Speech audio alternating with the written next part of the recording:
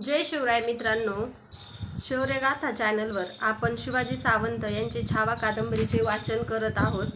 मागील व्हिडिओमध्ये आपण बघितले की गडावर बालराजे घोडेस्वारीचे तलवारबाजीचे सराव करत आहेत।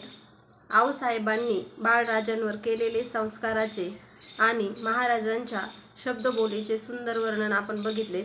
तसेच मोरोपंत पिंगळे यांना पेशवे, निळो सोनदेव मुजुमदार, अनोजी दत्तो सुरनीस, रघुनाथ भट्ट, पंडितराव असे अनेक पदे देऊन स्वराज्यातील मानकऱ्यांचा मानमरातब करून अष्टप्रधान मंडळ महाराजांनी तयार केले।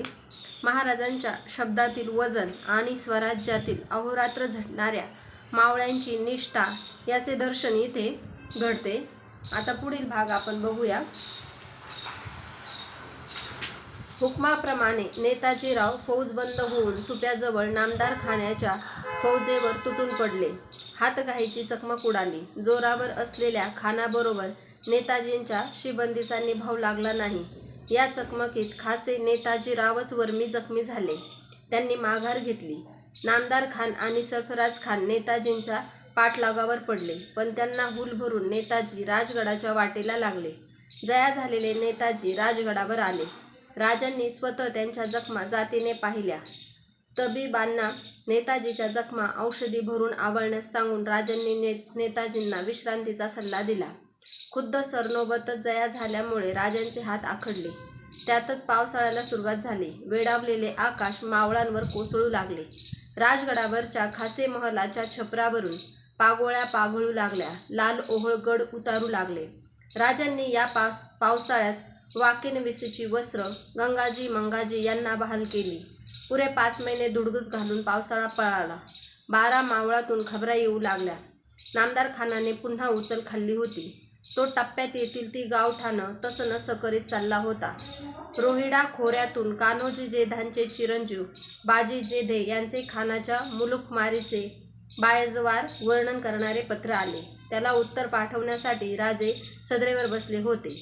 त्यांच्या शेजारी जिजाऊ आणि शंभू बसले होते। बाळाजी औजी हे चिटणीस राजांच्या तोंडून फुलणाऱ्या मजकुराचे फुले लेखणीने कागदावर रचित होते। राजे एक सुरात मजकूर सांगू लागले। बनाम सर्जेराव जेधे देशमुख तपे रोहिड खोरे प्रति राजश्री शिवाजीराजे। मोगल प्रस्तुत तुमच्या तपियात धावणीस येताती म्हणून जासोदांनी समाचार आणला आहे। तरी तुम्ही तमाम आपले तपियात गावाचा गाव ताकिदी करून माणसे लेकरे बाळे समेत तमाम रयेती लोकांसी घाटाखाले बाका जागा असेल तिथे पाठविणे, जेथे गनिमाचा आजार पाहुचेना ऐसा जागियासी पाठविणे। गनिम दुरून नजरेस पडताच त्याचे धावणीची वाट चुकवून पळून जाणे। बाळाजी औजींनी पत्र पुरे केले। राजांचा दस्तूर घेऊन त्यावर शिक्कामोर्तब केले। पत्र थैलीत घालून तिचा फासबंद आवळला। राजांच्या तोंडून पत्राचा मजकूर ऐकताना एका बोलाचे चांगलेच शिक्कामोर्तब शंभू बाळांच्या मनावर पक्के झाले होते। गनिम दुरून नजरेस पडताच त्याचे धावणीची वाट चुकवून पळून जाणे। सर्जेराव जेध्यांना रयतेच्या सुरक्षतेसाठी पळून जाण्याचा सल्ला जरी राजांनी दिले तरी स्वतःसाठी मात्र शास्ताखानाच्या पुण्याच्या 1.25 लाखी सैतानी गोटात घुसोनी जाण्याचा बेत निवडला। आता घुसणेच भाग होते पण सोपे नव्हते। राजे रात्रंदिवस त्याचाच विचार करत होते। हुताशनी पौर्णिमेची रात्र राजगडावर थाळ्या एवढा अंग फुलता चंद्र घेऊन उभी राहिली। होळीच्या मानकऱ्यांनी कानंदखोरीत फिरून ऐनाचे चोखोट उंच झाड तोडून ते गडावर आणले। त्याची होळी आंब्याच्या ढाळ्यांनी सजवून ती होळी चौकात उभी केली। घरट्या घरट्यात पोळीवर ताव मारलेले मावळे पगड्यांवर चांदणे घेत होळी चौकात जमाव धरू लागले। पुनवेच्या फुलत्या चंदण्यात हलग्यांची कातडी तडातड फुलू लागली। चौकात जळाऊ लाकडांचा भला थोरला हुडवा रचला होता। खासे राजे चौकात येऊन त्या हुडव्याला जळता चूड लावून होळी पेटती करणार होते। राजे खासा पेहराव करून फर्जंद शंभूसह जिजाऊंच्या महलात आले। जिजाऊंची पायधूळ घेऊन राजे बाले किल्ल्यावरच्या होळी चौकाकडे चालले। त्यांच्या तर्फेने बाळाजी आणि चिमणाजी नान्हेकर, मोरोपंत, नेताजी, फिरंगोजी, येसाजी, केदारजी जेधे, सिदोजी थोपटे अशी मंडळी चालली. शंभूबाळांचा हात राजांनी आपल्या डाव्या हातात धरला होता. तांबूलबिड्याच्या पानावर पाठभर चुन्याची शिकल चढावी तसे गडमाथ्यावर दाट चांदणे पसरले होते. त्या चंदेरी पायघोडीवरून सोन्याच्या 2 घडीव मूर्त्या चालाव्यात तसे राजे आणि शंभू चालले होते. सरंजामासह राजे होळी चौकात आले. हलग्यांची थरकती तडतड खामोश झाली. मावळ्यांचा चंदेरी गलका थांबला. राजांनी हातात पेटता चूड घेऊन क्षणभर नजर जोडली. त्या नजरेने तो पेटता चूड अधिकच धगधगला. जय जगदंब म्हणत हाताचा चूड राजांनी होळीच्या रचलेल्या लाकडी हुडव्याला भिडवला. मावळ्यांनी हर हर महादेव च्या किलकारीचे होळीच होळी उभी केली. हुडवा पेटता झाला. तोंडाच्या हलग्यांवर पालथा मनगट्यांच्या टिपऱ्या पडून चढ्या आवाजीत घुमल्या. खाशांसाठी उभारलेल्या चौथऱ्याच्या बैठकीवर राजे शंभूसह विसावले. होळीच्या तांबड्या पिवळ्या प्रकाशात माथ्यावर ढळणाऱ्या चांदण्यांच्या अस्मानी चौरीमुळे ती 2 रूपे इंद्रपुरीच्या दरबारातील मानकऱ्यांसारखी दिसत होती. पेटत्या हुडव्यात नारळाची मानकरी फळे फेकली गेली.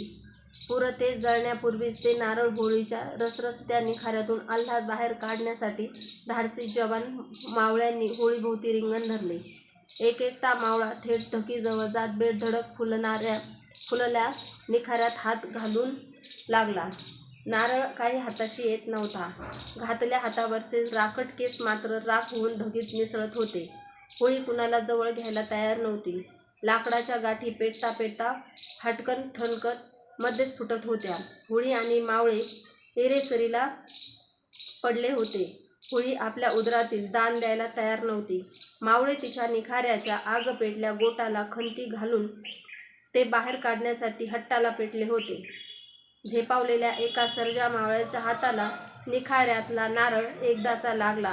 नरड्याची घाटी फुलून जय भवानी गरजत त्याने होळीच्या उसळत्या आगज्वाळे एवढी बेभान उंच उसळी घेतली. पाय भुईवर टेकताच हातातला नारळ दानकन भुईवर आपटत त्याने त्याच्या ठिकऱ्या उडविल्या. त्याचा तळवा नारळाच्या तापल्या करवंटीने पोळून निघाला होता. पण उरात पेटते काळीज असणारे त्या तळव्याचा हिसाब धरीत नसतात. वार वाघा भले माझ्या बादरा म्हणत भोवतीच्या मावळ्यांनी त्याला उचलून थेट खांद्यावरच घेतले. इतर होळकरांनी चौफेर उधळलेला चटका देणाऱ्या खोबराखंडाचा प्रसाद झोंबी खेळून हा हा म्हणता मट्टही केला. सिदोजीरावांनी त्या मावळ्याला राजांच्या सामने अभिमानाने पेश केले. बैठकीवरून उठून राजांनी त्याचे खांदे थोपटले. त्याच्या हातात होळीच्या मानाचे सोनकडे भरले. सोन्याच्या हातांनी सोन्याचे कडे भर चौकात भरून घेताना त्या मावळ्याला जीवाचे सोने झाल्यासारखे वाटले. हुताशेनेचा चंद्र पेटती होळी बघत चढीला लागला. राजे सुख होण्यासाठी होळी चौकातून शंभूसह आपल्या महालाकडे परतू लागले. जम्यावर कंठ्याचा लाल गोंडा रुळणाऱ्या त्यांच्या जिम्मेदार पाठीवर पांढरे धूट चांदणे पसरले होते. मात्र राजांच्या मनात विचारांचा हुडवा पेटला होता. ते मनसुबा बांधत होते. गनिमाची होळी पेटवून त्याच्या गोटाच्या आग भरल्या निखाऱ्यातूनच यशाचा नारळ आल्हाद बाहेर काढायचा असेल तर आता रिंगणात उतरलेच पाहिजे. जळत्या निखाऱ्यात हात घातलाच पाहिजे. त्यांचा हात धरून चालताच शंभू बाळांनी त्यांना विचारले, आबा तुम्ही काढाल होळीच्या जळत्या हुडव्यातला नारळ? राजे हसले. टोप डोलवीत स्वतःशीच बोलल्यासारखे पुटपुटले, कोशिश करू. आज आपण इथेच थांबूया. आज आपण बघितले की गडावर होळीची मानाची पूजा महाराजांच्या शुभ हस्ते पार पडली आहे. धगधगत्या होळीतून हाताने नारळ बाहेर काढण्याची गडावरील रिवाजाचे वर्णन आपण बघितले.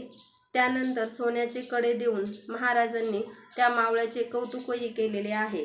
आजचा हा व्हिडिओ आपल्याला कसा वाटला ते कमेंट करून नक्की सांगा. व्हिडिओ आवडल्यास लाईक करा, शेअर करा. शौर्यगाथा चॅनलला सबस्क्राईब करा. मागील व्हिडिओची लिंक डिस्क्रिप्शन बॉक्समध्ये दिलेली आहे.